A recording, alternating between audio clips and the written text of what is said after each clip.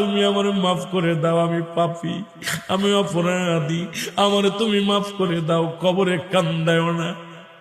আল্লাহ, মানুষের প্রথম বিপদ হলো মরণ, দ্বিতীয় বিপদ হলো কবর, তৃতীয় বিপদ হলো কিয়ামতের ময়দান। আল্লাহ, একটার চাইতে একটা বড় বিপদ, তুমি আমারে মাফ করে দাও, আমারে তুমি ক্ষমা করে দাও। আল্লাহ, ও আল্লাহ, তুমি আমারে মাফ করে দাও। আল্লাহ, তুমি আমারে মাফ করে দাও, আমি পাপী, আমি অপরাধী, আমারে তুমি মাফ করে দাও, কবরে কান্দায়ও না।